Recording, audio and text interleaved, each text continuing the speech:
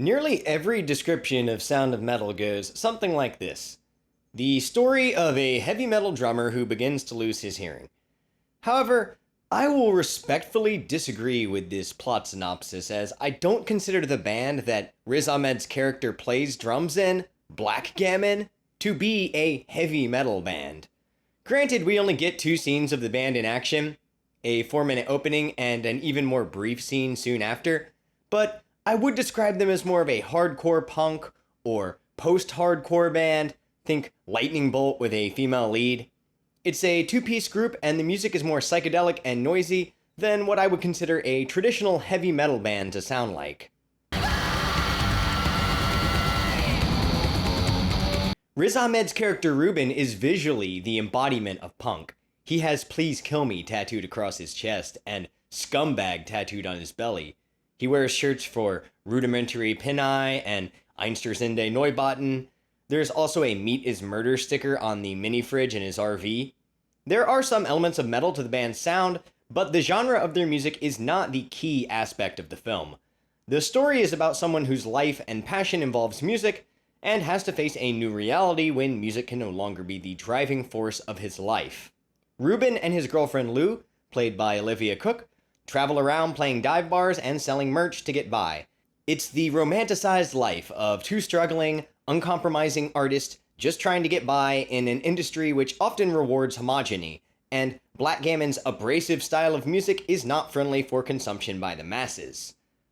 Ruben's girlfriend Lou is an important character in the introduction and conclusion, though the film is mostly about Ruben's transformative journey upon the impairment of his hearing.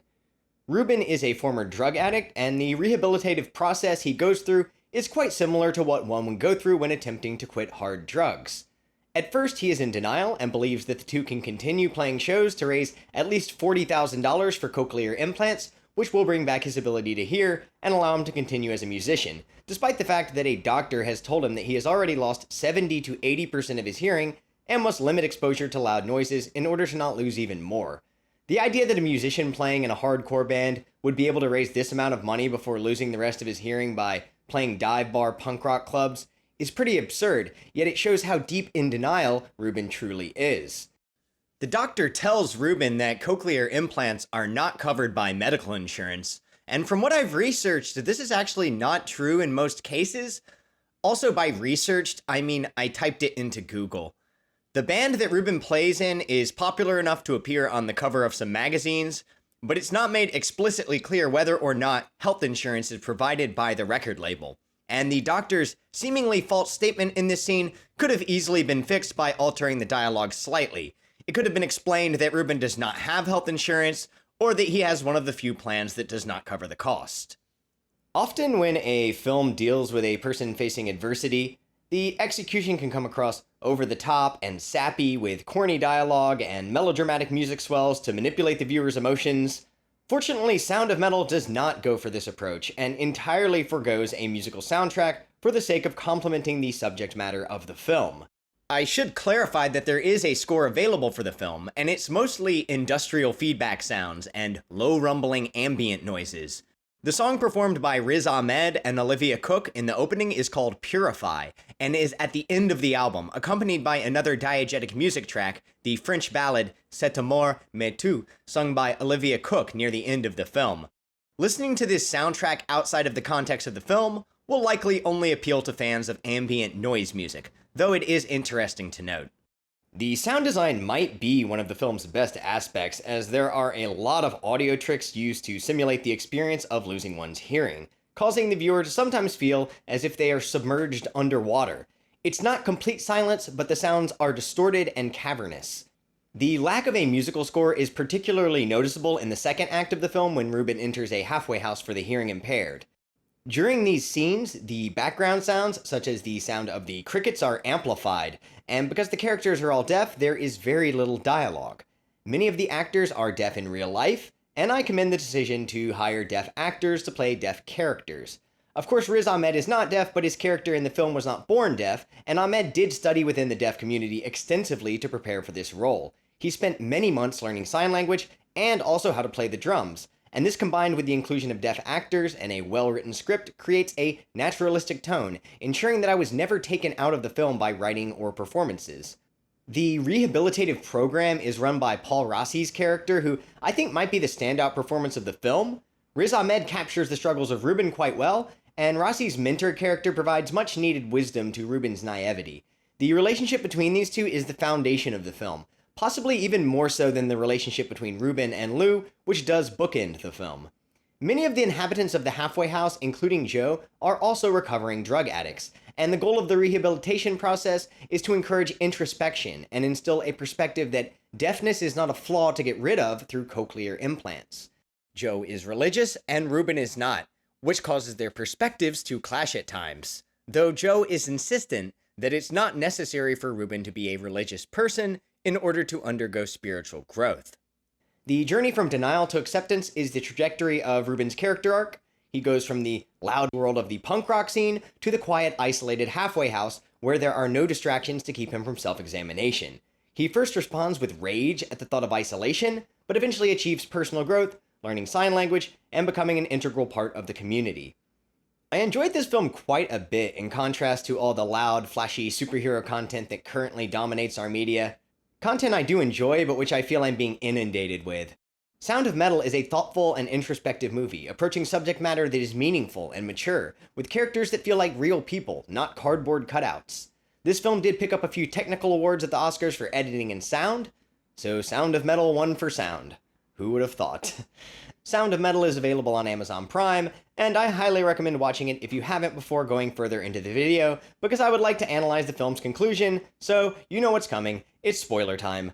Sound of Metal is broken up into 3 distinct acts. The first half hour of the film is Riz Ahmed realizing that he is losing his hearing, but he's still in denial.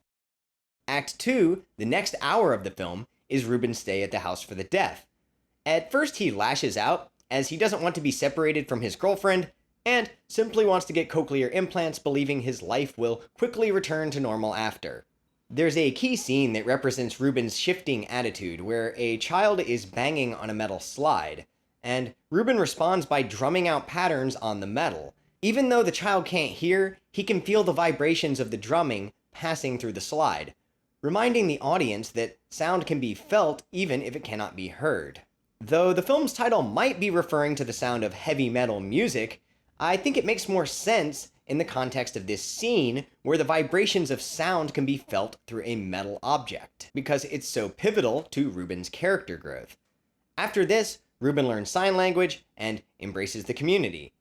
But upon seeing a video of Lou performing in Paris without him, he begins to regress. She's using a series of pedals in lieu of a drummer, and we cannot hear what the music she is making sounds like. The audience can tell Ruben is beginning to regress when the group is all standing around the piano, feeling the vibrations of the instrument. Yet Ruben appears detached from the situation. He plays his drum set one last time, and there are juxtaposing shots of what it sounds like to Ruben and what it sounds like outside the RV.